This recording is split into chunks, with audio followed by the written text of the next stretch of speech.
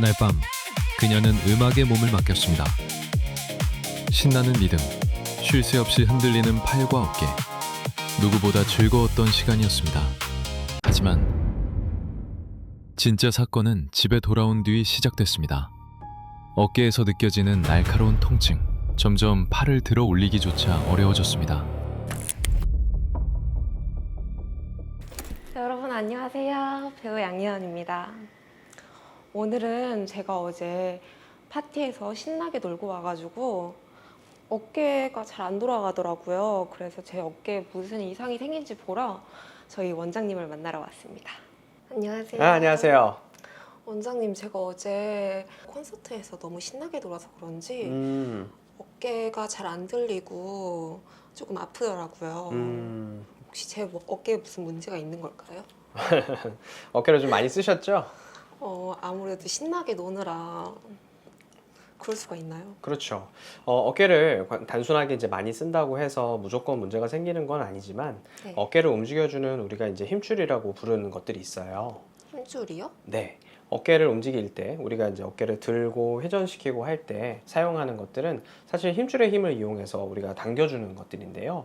힘줄은 이제 4가지 종류의 힘줄이 있는데 이걸 우리가 뭉뚱그려서 회전근개라고 합니다. 아마 이야기 많이 들어보셨을 거예요. 뭐 회전근개가 파열이 어쩌고 뭐 이런 얘기를 들어보셨을 PT 할 거예요. 때 들어봤어요. 그렇죠. 이 회전근개가 하는 일이 사실 이제 어깨를 들고 움직여주고 하는 건데 네. 갑작스럽게 준비가 안 된 상태에서 사용을 했거나 혹은 이제 과도하게 좀 많이 사용을 했거나 이런 경우에 이 회전근개 쪽에 자극이 가면서 문제가 생길 수가 있습니다. 그러면 저 이제 못 노는 건가요? 그런 거는 아니고요. 네. 적절하게 이제 우리가 그 회전근개에 어느 정도 손상이 있는지 혹은 네. 염증이 좀 심하게 생기진 않았는지 이런 것들을 확인을 해보고 그거에 맞춰서 이제 적절하게 치료를 해주면 사실 큰 문제가 있는 분들이 그리 많지 않기 때문에 대부분은 잘 좋아지실 수 있어요.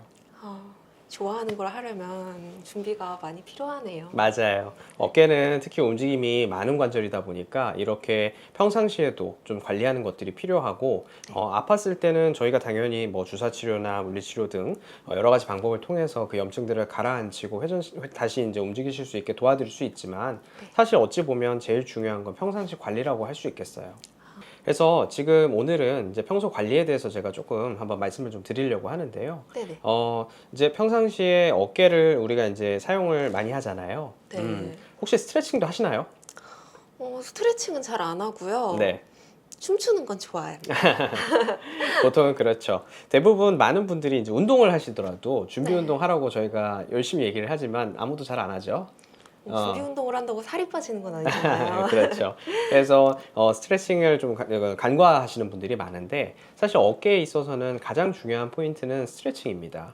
왜냐하면 어깨는 관절의 운동 범위가 워낙 넓고 또 이제 다양한 방면으로 움직이다 보니까 이제 평소에 관절 운동 범위를 크게 갖고 있는 것들이 중요한데 사실 이제 특정 각도로만 계속 사용을 한다거나 혹은 이제 나이가 들면서 이제 어깨 관절 자체가 좀 뻣뻣해지는 경우에 그것만으로도 통증이 또 유발될 수 있고 또 다른 염증을 만들 수 있기 때문에 어깨는 평상시에 특히 젊었을 때부터 스트레칭하는 습관을 들이는 것이 중요합니다.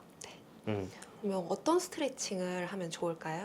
사실 우리가 이제 집안이나 혹은 이제 사무실이나 어디서든 보통 이제 벽이라든지 이런 책상 같은 거 있잖아요. 네네. 이런 것들을 활용해서 이제 어깨를 쭉 뻗어주면서 이렇게 힘을 실어주면서 이렇게 뻗어주는 것만으로도 어깨의 이제 움직임을 더 확보할 수가 있기 때문에 이제 그런 것들을 수시로 해주시는 게 더 중요해요. 자세나 시간이나 어떤 이런 것들을 중요하게 생각하기보다 평소에 꾸준하게 하는 게 훨씬 더 중요합니다. 평소에 한두 번 정도 하면 될까요? 네. 그래서 그렇게 이제 꾸준하게 해주고 방법들에 대해서는 사실 저희 이제 유튜브 채널에도 좀 자세하게 나와 있으니까 그런 방법들을 이제 한번 찾아보시면서 같이 조금 해보시면 되게 좋을 것 같고요.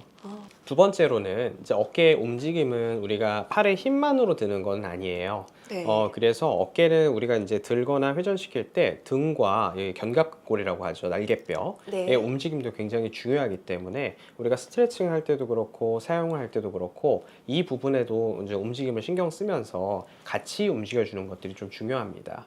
네. 그리고 이걸 잘 하려면 제가 이전에 그 목 아프셨을 때 말씀도 맞아요. 한번 드렸었는데요. 그때 이제 등 근육에 대해서도 말씀을 드렸죠. 네. 사실 어깨를 움직일 때도 등 근육을 일부 활용하기 때문에 등 근육 운동에서도 사실 도움이 좀 되는 부분들이 있습니다.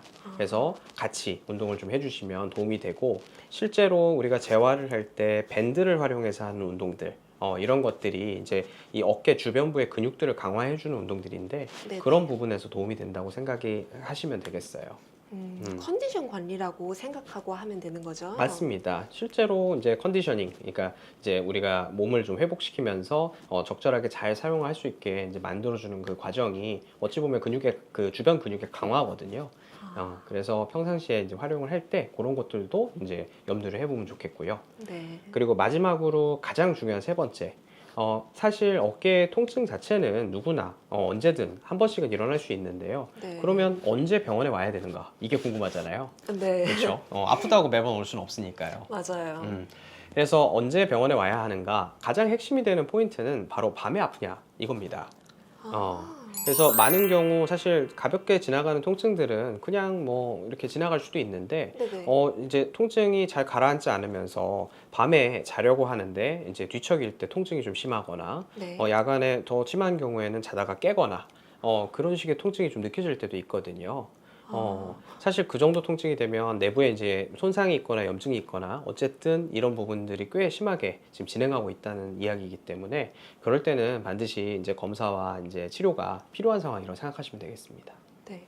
제가 사실 어제 새벽 5시쯤인가? 어깨가 조금 불편해서 일어났는데 그런 경우도 병원을 와야 되는 건가요? 그렇죠. 그래서 잘 오신 거죠. 아, 음. 네.